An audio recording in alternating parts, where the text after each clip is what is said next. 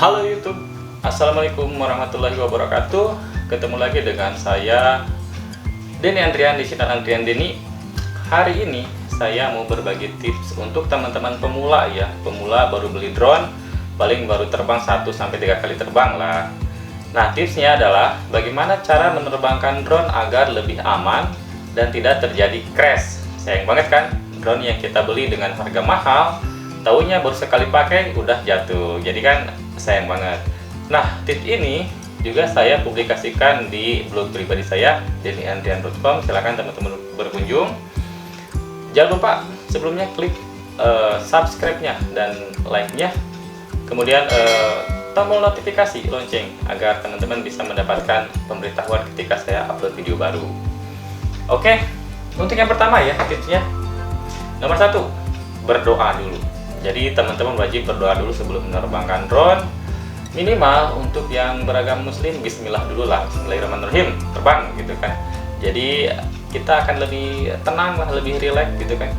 Dan percaya diri lah, intinya gitu.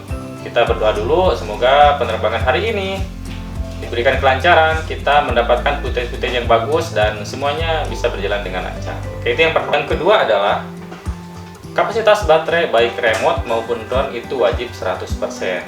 Nah, biasanya saya untuk penerbangan besok, menerbangkan drone besok, malamnya itu saya cas semuanya. Harus 100%, jangan dibuat 100%. Karena kita nggak tahu kan kondisi baterai yang kita miliki. Kalau misalkan kita dicas baru 80% atau 70%, tahu-tahu pas kita gunakan besoknya itu ternyata cepat banget terkurasnya. Nah, jadi usahakan 100%, itu demi kenyamanan teman-teman dan keamanan drone-nya pada saat terbang. Itu yang kedua. Nomor 3 adalah, ini yang jarang banget dilakukan oleh teman-teman, adalah pemeriksaan kondisi drone. Nah, ini kan udah sering terbang ya, sehari 2 kali, kadang 3 kali gitu kan. Jadi seminggu udah berapa kali itu terbang.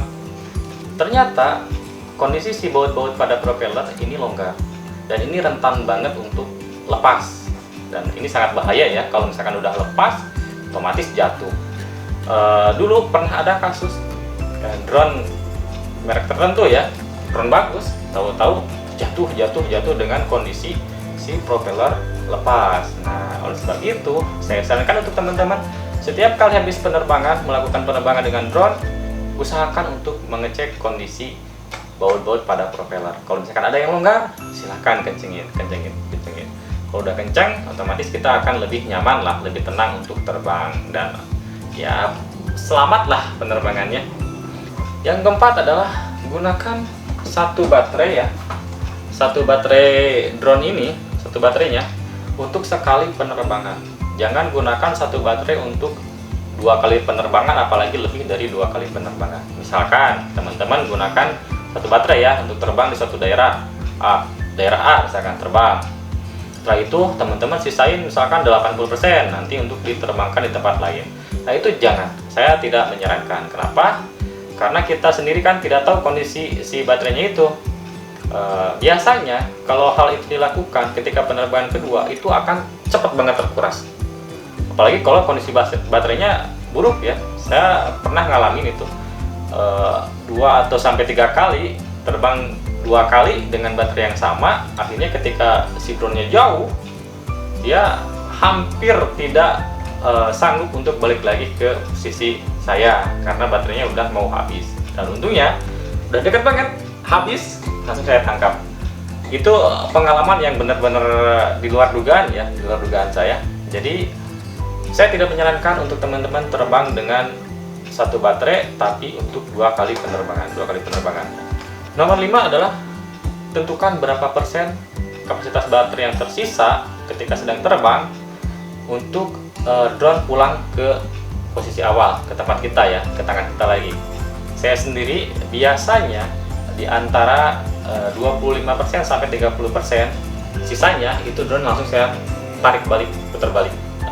Itu memberikan waktu yang cukup lah untuk drone hovering di dekat kita sampai kita persiapan untuk landing.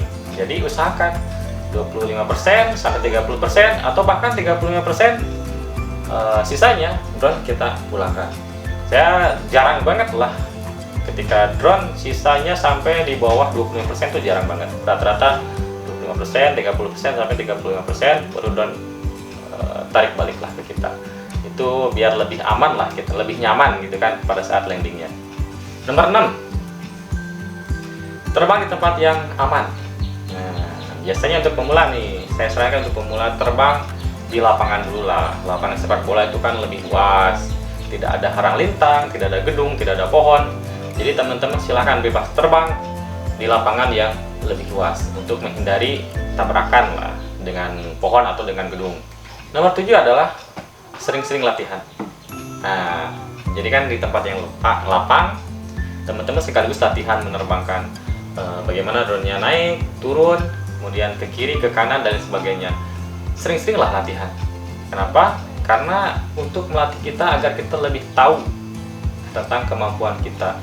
Jadi kalau kita udah tahu kemampuan kita, ketika kita di suatu tempat ingin terbang, gitu kan, ternyata anginnya gede nih, gede banget. Wah, kira-kira saya sanggup nggak ya? Nah, kita sendiri yang tahu kan kemampuan kita. Kalau misalkan kita nggak sanggup, jangan paksakan terbang. Tapi kalau misalkan kita sanggup, maka kita bisa terbang dan aman gitu kan. Yang paling sulit sih pada saat landing dan take off ya. Kalau misalkan angin gede misalkan, atau di tempat yang sempit, itu biasanya pas landing atau take off yang agak sulit. Kalau udah di atas sih nggak masalah ya. Nomor 8 adalah pahami karakteristik drone yang teman-teman miliki. Nah, saya dulu latihan drone dengan Isuo ya, yang nggak ada GPS-nya. Ya jadi drone mainan lah, jadi cuma sebatas terbang, naik turun, kalau ke atas sedikit tebak angin, dia nggak bisa balik lagi gitu kan. Itu untuk latihan aja. Tapi ketika itu selesai, saya menggunakan drone yang memiliki fitur GPS. Nah, pertama kali saya nggak tahu tuh GPS, baru dapat sekitar 7 atau berapa gitu, kurang dari 7, saya terbangkan, ternyata oleng, saya tangkap kan, takut karena waktu itu mau nabrak dinding kan, saya tangkap, kena tangan, berdarah. Jadi teman-teman harus tahu karakteristik dari drone yang teman-teman miliki. Misalkan drone GPS ya, drone GPS udah pasti jangan berani-berani terbang di angka GPS di bawah 10 misalkan.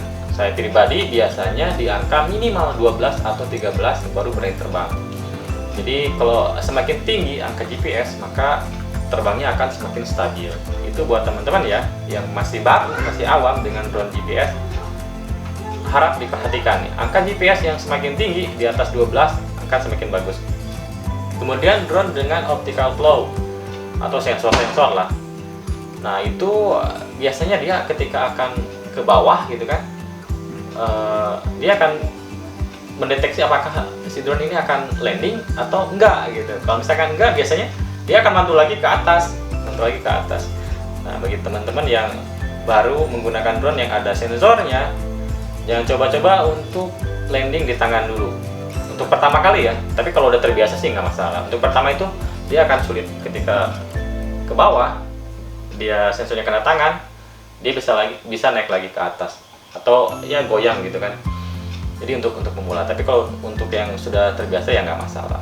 Nah itulah setidaknya ada 8 tips untuk teman-teman bagaimana cara menerbangkan drone agar lebih aman dan tidak crash. Oke, semoga bermanfaat. Sekian dulu video dari saya. Assalamualaikum warahmatullahi wabarakatuh.